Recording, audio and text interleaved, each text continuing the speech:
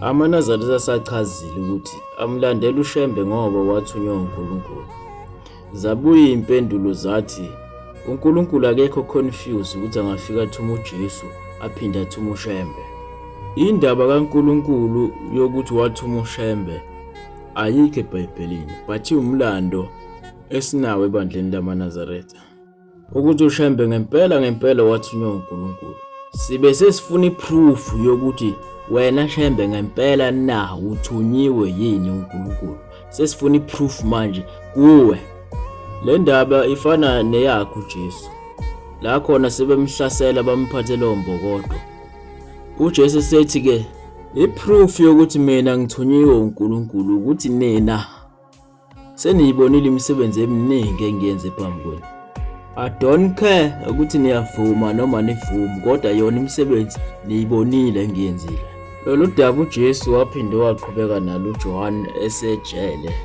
Embuza uJohane ebuza uJesu ukuthi wena yini esathenjiswa ngaye noma samele silinde khona ozayo.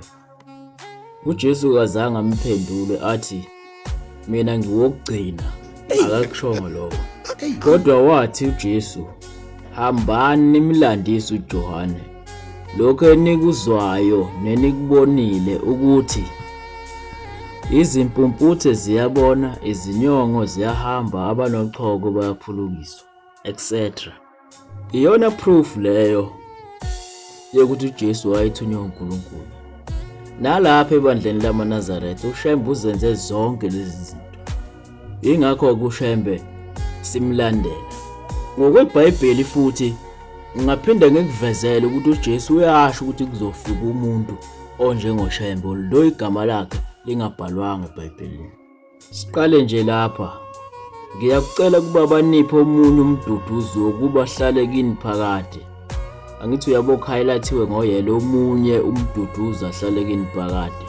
Umoya weqiniso, izwe elingemamukele ngokuba lingamboni lingamazi, nina niyamazi yena.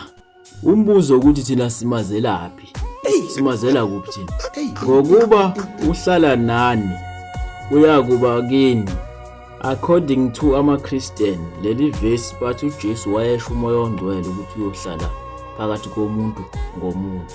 Mina ngithi cha, uJesu la ukhuluma ngomuntu nje ozofika afika ahlale nabantu njengaye. Ngikuthatha apho lokhu mina. uJesu washo yena wathi kepha uma esefikile yena zibuzeke ukuthi ubani loyo. Umoya weqiniso uza kuniholela kulo lonke iqiniso. Sesithola izinto ezimbili la. Uma efikile yena nomoya weqiniso uza kuniholela kulo lonke iqiniso. Two things ezila. Ngokuba akayi kukhuluma ngokwakhe. Nakho-ke zibuze wena ukuthi uJesu bekhuluma ngokwakhe yini. Wathi uJesu uma seniyiphakamisile indodana yomuntu khona-ke niyakwazi ukuthi nginguye nokuthi angenzi lutho ngokwami, kodwa ngikhuluma lokhu njengokuba uNkulunkulu ungifundisile.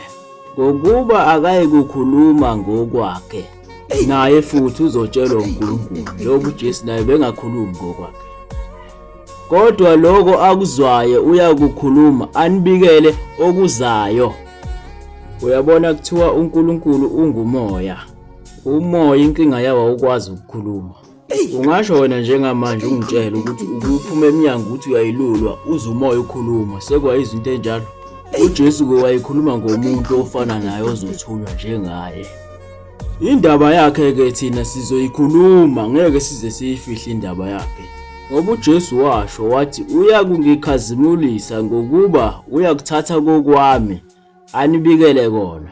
Bathi abaningi kumoya ongcwele ozothatha kokwakhe abikele abantu. Ayikho leyo nto. Umoya ongcwele ukhuluma noMose bese uMose adlulisela kubantu. Wangena kuJesu bese uJesu edlulisela abantu. Umprofeti osetshenziswa uNkulunkulu. Lo mprofeti uba njengoNkulunkulu njengoba uMose watshelwa entabeni. uJehova wathi kuMose bheka ngikwenze ube njengoNkulunkulu. uyakukhulumela kubantu abe ngumlomo kuwe wena ube njengoNkulunkulu kuye. Bethi uyamkhulumela njengoba sasibona kuvule kulwandle kwenzeka yonke into uMose ekhipha amanzi etsheni zonke leza zinto wayemkhulumela ukuze laba babone ukuthi ngempela uNkulunkulu into existayo. uJesu uphinde wakubuyisa lokho kwatshela uMose wathi uma nibona mina nibona uNkulunkulu. Wachaza uJesu kholwani ngenxa yalemisebenzi ngoba ngeke ngenze lutho ngokwami.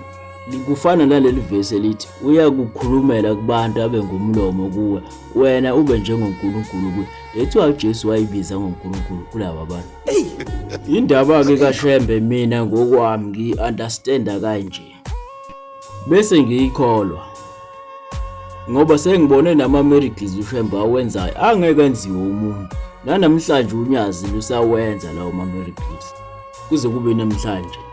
Kodwa ke ngoba nifuna ukukholwa nencamela ukuthi nilokhu ni-research izinto ezingekho nizenze into ekhona ngoba nibalekela ukukholwa. Futhi okunye kumele ngikucacisa ama-miracles nani usungakakholwa ungayi ebandleni lamaNazaretha ngoba nakubona ama-miracles. Kunemithetho uJesu wayifundisa umethi uyokuthatha kokwami anibikele kona. Kunezinto uJesu wayifundisa abantu njalo ngeSabatha. uShembe ufike wayifundisa lezo zinto lezo. uJesu akaphikwa still usakhonzwa la ekhaya. Uyakungikhazimulisa ngokuba uyakuthatha kokwami anibikele kona. uShembe ufike wasibikela zonke izinto ezikhulunywa uJesu akukho ngisho eyodwa angasibikelanga yona. Wena ozokubona amaNazaretha ekwenza namhlanje yiwo amaNazaretha adukile hayi ukuthi uShembe owasho leyo nto. Bese ke kuba ke ne-new religion ke ethi yona isamkhonza uJesu ngemithetho manje ikholza ngenhliziyo. Siyawadweba ama-tattoo siphinde sibe abafundisi. Siyabo mama umfundisi manje asiguqi ngamadolo manje kodwa siyakumemeza ukuthi khona kuyaguqwa ngamadolo. Siyathemeleza manje iSabatha lisagcinwa manje liyi-scam likaSathane iSabatha namhlanje. Kodwa futhi indodana yomuntu iyinkosi yeSabatha. Kodwa bangikhonza ngeze befundisa izifundiso ezimiyalo yabantu. Wayesethi kubo inini ningaqondiyo nilibele enhlizweni zenu.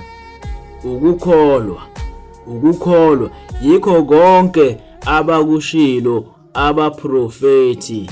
Niyogcina iSabatha asingagunde emaceleni asiyokudweba ama-tattoo. Leyo nto bayidefenda bathi kuyizwini kukukholwa yini lokho ukuthi ama-tattoo awadwetshwa. Phikiswa yena uJesu mathi ukukholwa lokho okungemuva abakushilo abaprofeti. Asiyokuphuza utshwala nalapho nikhuleka ningabi njengabazenzisi ngokuba bethanda ukukhuleka bemi ngezinyawo endlini zokusonta nasezinhlangweni zezindlela ukuba babonwe ngabantu. Ngiqinisile ngithi kini sebekwamukele umvuzo wabo. Ufike uShembe wafika wakhanda entabeni amathempele emahlathini phakathi. Namhlanje amaNazaretha ayathutha kulezo intaba eza eduze kwendlela. Uma nikhuleka ningathemelezi njengabezizwe ngokuba bathi bayokwaziwa ngokukhuleka kwabo okuningi. uShembe akaze sifundise ukuthemeleza uShandaraba yabakhashara asikwenzi inhlobo. Ningathi ngize ukuchitha umthetho nabaprofeti angizange ukuzowuchitha ngizogcwalisa phezu kwawo. uShembe kufike wathatha yonke into uJesu ayifundisa wayenza ngqo. Bonke labantu abakhulumayo abathi uShembe lokho bakuthatha ezifundisweni ezibhalwe omunye umuntu hayi into eyakhulunywa uJesu. uJesu uthi uyakungikhazimulisa ngokuba uyokuthatha kokwami anibikele kona. Kodwa bangikhonza ngeze befundisa izifundiso ezimiyalo yabantu. Lapha ekhaya uJesu siyamkhonza ngemiyalo. Uma ningithanda gcinani imiyalo yami, ongangithanda akagcina imiyalo yami. Yilo yona lo wenza intando kabo sezulwini wena udadewethu umfowabo. Everything is about imiyalo. Ukuthi uShembe wafa wangavuka, we are not worshiping the death of Shembe. Ukuthi uJesu wafa wavuka, we are not worshiping the death of Jesus. uJesu uyakusho lokho simbonile simazi singamazi umoya ophilisayo, inyama ayisizilutho noma ngathiwa simazi. Amazwi engiwakhulume kini angumoya awukuphila. Gcinani wona. Finish. Sihlangene ngawo la.